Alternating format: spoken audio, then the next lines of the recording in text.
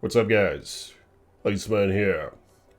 Welcome to the Diablo 4 Research Institution. I'm your host, Professor Ice Dak.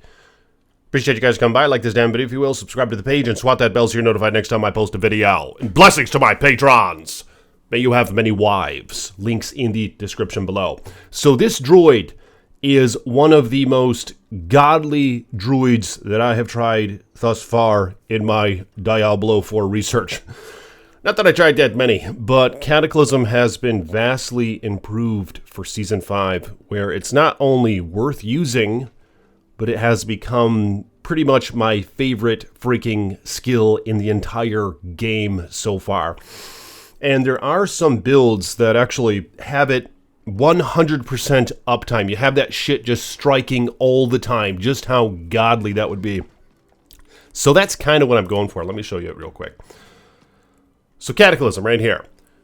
Right now mine has a 42-second cooldown. A massive storm that follows you for 18.75 seconds. Twisters knock back enemies dealing 24,000 to 29,000 or 46% damage. And lightning strikes wildly, dealing 50,000 to 61,000 damage, or 95%.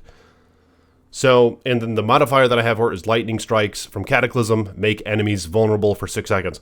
I thought that I had it at a higher lasting rate. What the hell did I do here? I must have switched something out to my understanding, I had this damn thing going for 20 seconds. But nonetheless, I'll show you the gear in just a moment. But first off, let's go to one of these Infernal Hordes. These are just a damn good time. I love these things. So you right-click it, and that was a Tier 3 one. I believe they max out at Tier 8, to my understanding. Then you hit Tab to open up your map, and it'll take you right there. You just click on it, and then you teleport. So here I am now in the Abysmal Verge. And, of course, as it starts, is you first fight a tough guy. This guy's usually pretty tough, but it looks like I killed him in one hit, so no problem there. And something that's nice about this build, coupled with the Infernal Horde event, is the fact that you can stand still and benefit from standing still, and you're kind of incentivized to stay in just one place anyway, because this isn't that large of an area. In which case, if you imprint this legendary aspect, where you deal whatever percent damage while standing still, deal 15% increased damage, triple this bonus after standing still for 3 seconds. So that's 45% increase in your damage after 3 seconds from just standing still. So if you're a channeling build like this, you see this where I'm just chilling here, just strike into shit out of everything. And as you can see here, I'm just holding the right click, which is Lightning Storm.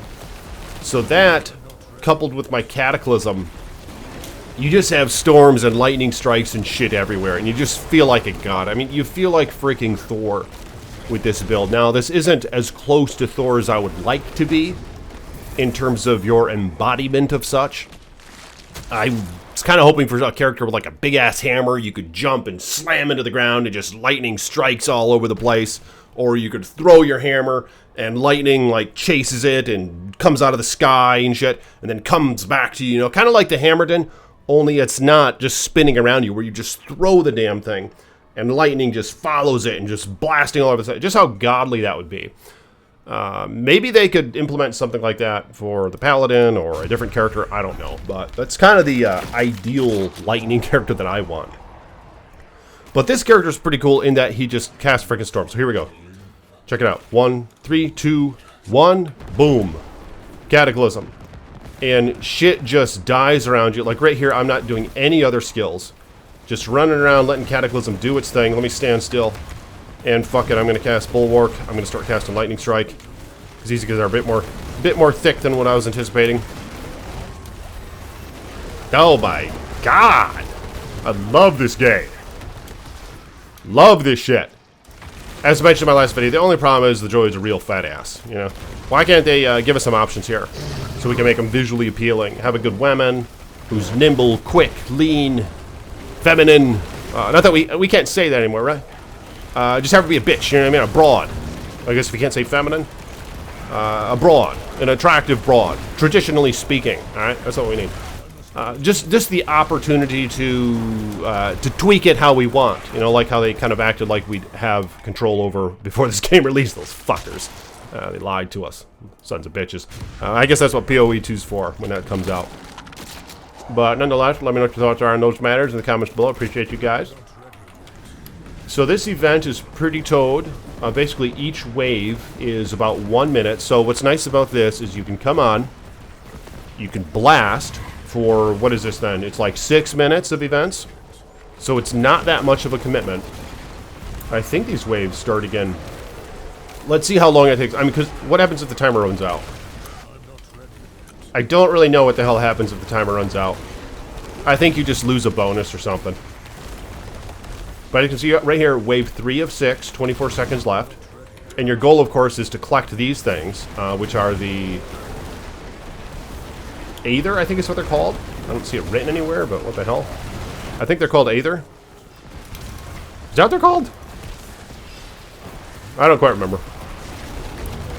But I mean, this is kind of a nice event where you can just get on, do your own thing. You can solo it. You know, it's not like Helltides as much, where it's really nice to have a group around to help kill the maiden or whatever. Then just keep doing that over and over again. And this has a little bit more variety. And of course, the happy ending is when you fight the Council at the end, who is reminiscent of the D2R Diablo 2 Council, Trav. Probably a name only. I mean, they don't really look like them. They don't really act like them. The environment isn't the same. It's just a big open area. Whereas in D2, they were surrounded by ruins and stuff. But you get the point, right? Yeah, you fight the Council. Happy ending there. But I'll show you the best part. Holy shit. Which kind of leads me to world bosses in terms of my comparisons. Because right now, the world bosses, they just take longer to kill. Is that really a good thing that they've done? Like, a lot of people were bitching, oh, the world bosses are too easy. We kill them, they die in like 2 seconds. But now it's just annoying. It's like they're all bark, no bite. They're not doing that much damage. It just takes forever to kill the fucking thing. And with how you already have to set time aside from your day. Like, what I do sometimes is I'll get up, I'll walk around the house, I'll set my timer, I'll be like, okay, the world boss is going to be in 30 minutes. Timer goes off. I'll set it like, 5 minutes before the boss comes out. I'll rush on Diablo 4, I'll get on my little horsey, go over to the boss, and kill it, right? So you already have to take time out of your day in many cases, or schedule around it. I just don't think it's rewarding enough. If we're going to have to sit there and watch it do its little graphics for like 5 minutes straight, just to get a couple goodies at the end, it just doesn't make much sense. So yeah, I'm not pleased with the world bosses right now. I almost don't want to do them. And what's unbelievable is I've done them several times now, and I still haven't gotten the damn thing, the Shard of Agony, which is required to fight Uberduriel, which I want to fight because that's how you target farm Shaco, which I think would be a great helm for this character. Because basically I want it to revolve around Cataclysm. But look at this. See that cooldown go down? Look at this. It's that little green bar right there. It's about to run out, so it ran out right now. So I only have to go 18 seconds without Cataclysm active. And I can cool it down more the more that I hit enemies. So at max, I'm like dealing 18 seconds. Like, there it is again. Boom. I just refreshed it somehow. I don't know how the hell I did that. I just been blasting with this guy. I haven't optimized my gear. Paragon's all fucked up. Haven't looked. Oh my god. I have points that I can spend. Yeah, this guy is not optimal. I just have one gear right now, which is gold.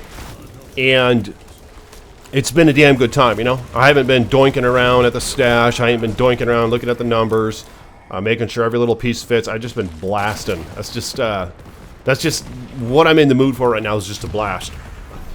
Just kill shit and worry about shit later, I'll show you my gear in just a moment. I have several uniques on this guy, actually, which have been vastly improved for Season 5. So you can basically have a character that's filled with uniques, and you're not missing out on too much. I mean, optimally speaking, I think what their philosophy was, their design philosophy anyway, they said like, oh, each character should have maybe 2 or 3 unique items, 1 mythic item, and then the rest legendary. But with that being said, from what I've seen so far, you can get away with quite a few uniques and still be not that bad of a build. And it just kind of makes it fun, a bit more interesting. And I'll show you those uniques in just a minute here, but here's how this shit goes. So here's 6 out of 6 wave. Yeah, but you see what I'm saying here? I mean, you just chill, you stand still, you hold the right click, you mess with your cooldowns, I mean, and look at my spirit. My spirit just, it stays up for the most part when you're killing shit. Oh my god. Oh my god. You're done.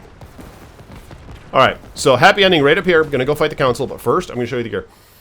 Just real quick, the Crown of Lucian. I think that's how you say that. I don't know. It has cooldown reduction on it.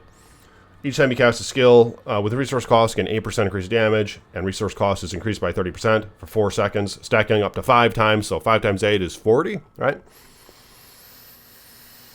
I think. Yeah, 5 times 8 is 40, right?